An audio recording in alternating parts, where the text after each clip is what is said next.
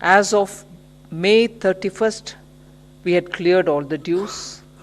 There was something left in the name of dues for June. Even that is getting cleared. In other words, the entire pending balance of the GST compensation, which is to a total of 16,982 crores for June, that is, will be cleared. And although this amount is not really available in the compensation fund as of today, we have decided to release this amount from our own resources, and this same amount will be recouped from the future compensation cess collection. And the total which is being given out is 16,982 crores. So we are reducing the GST rate on Raab, which is liquid jaggery, from 18 to nil or 5%.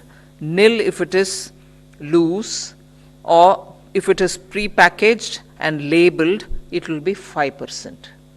GST on pencil sharpeners, because we wanted to rationalize it, has come down now, today's decision, from 18 to 12%.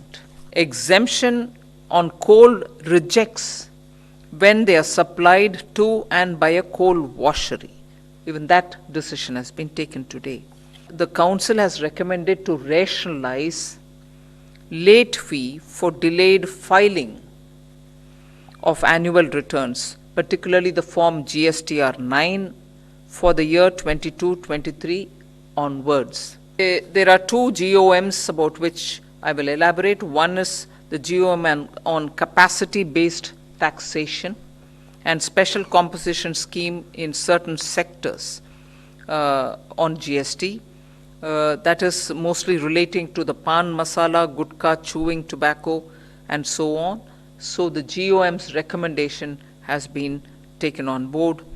The other GOM was on the tribunal, establishment of tribunal. Even that has been agreed to. GM was set up to look into ways of different taxation based on capacity, as has been mentioned, because it was felt that there is a lot of tax evasion. So that is the primary reason for looking at different ways.